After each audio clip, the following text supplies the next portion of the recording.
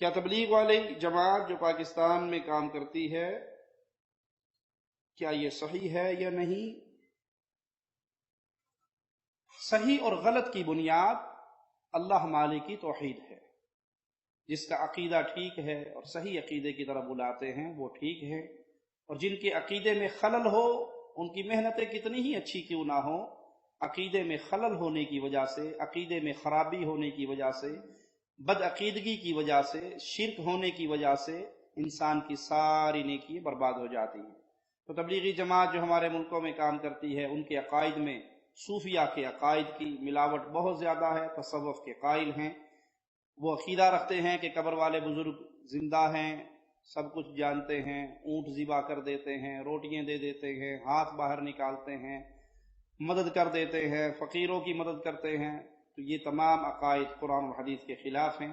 وحدت الوجود کا عقیدہ جو کفر کے اندر بہت خطرناک عقیدہ ہے، علامہ صالح فوزان حافظہ اللہ فرماتے ہیں یہود و نصارہ کے کفر سے بڑا وحدت الوجود کا کفر ہے. یہ عقیدے کا کفر جس کے اندر عقیدہ یہ اپنایا جاتا ہے کہ نعوذ باللہ دنیا میں جو کچھ ہے وہ سب کچھ تعالی اللہ عما یقولون، اللہ ہی کی مختلف صورتیں اور شکلیں ہیں.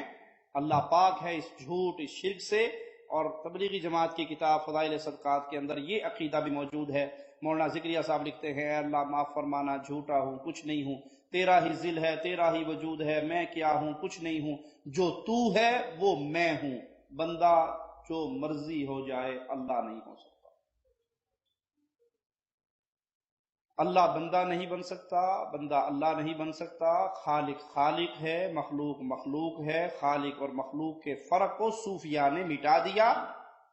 اس بد عقیدگی کی وجہ سے کسی کی کتنی محنت ہو وہ برباد ہے.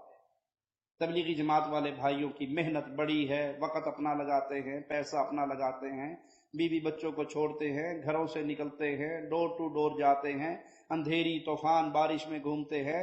یہ محنت سر آنکھوں پہ پیش کیا کر رہے ہیں؟ چھوٹا سا سوال، کاش وہ اللہ کا دیا ہوا کلام قرآن حکیم ترجمے سے لوگوں کو پڑھائیں، کاش وہ صحیح بخاری لوگوں کو پڑھائیں ترجمے سے، اس کی طرف بلائیں تو اللہ کی قسم ہم بھی ان کے ہاتھ چومیں گے، ان کو ساتھ مل کے چلیں گے. وہ جس چیز کی طرف بلا رہے ہیں وہ بزرگوں کی لکھی ہوئی ایک کتاب فضائل اعمال، تبلیغ نصاب، فضائل صدقات، جو شرکیہ واقعات سے بھری پڑی ہے. اور پیشاب کا ایک قطرہ 5 کلو دودھ میں بھی آ کر گر جائے تو وہ دودھ ناپاک ہو جاتا ہے، پلیت ہو جاتا ہے، اس کو پینے کے لیے تیار کوئی نہیں ہوتا. شرک جب آ جاتا ہے زمین آسمان کے خلا میں نیکیوں کے انبار لگا لو، شرک کا ایک قطرہ ساری نیکیوں کا بیڑا غرق کر دیتا ہے.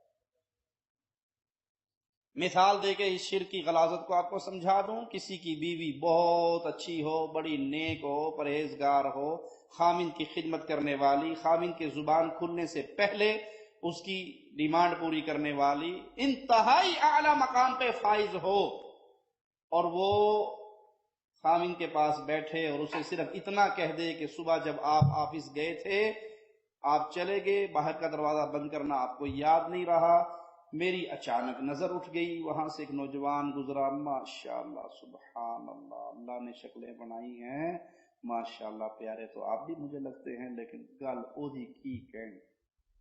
اتنا پیارا نوجوان، باوجود کوشش کے میں نظریں نہیں ہٹا سکی، مجھے بڑا ہی پیارا لگا. کیا خیال ہے جی؟ یہ کرے گی لتر کھائے گی؟ پنجابی تو لتر مارے گا، کوئی پٹھان بیٹھا تھا فیر مارے گا. پوچھے گا بادشاہ یہ کیا کہتی ہے کہ اچھا میں بھی ہوں، اچھا وہ بھی ہے، دفع ہو جاؤ، نکل جاؤ میرے گھر سے. وہ کہے گی آپ کو روٹی پکا کے کھلاتی تھی، جوتے پالش کرتی تھی، کپڑے دھوتی تھی، دودھ گرم کرتی تھی، چائے دیتی تھی. اس نے کہا کوئی ضرورت نہیں ہے، نکل جاؤ، تمہارے جملے نے تمہاری ساری نیکیوں پہ پانی پھیر دیا. غلط کہا میں نے یا صحیح کہا؟ اللہ کے لیے اعلی مثال، جتنی مرضی نیکیاں انسان کر لے، ایک مرتبہ شرک اکبر کر لے اور توبہ نہ کرے، مر جائے، ساری نیکیاں پانی پھر جاتا ہے. شرک کی وجہ سے انسان غلاظتوں، جہنم کی غلاظتوں کا ایندھن بن جاتا ہے.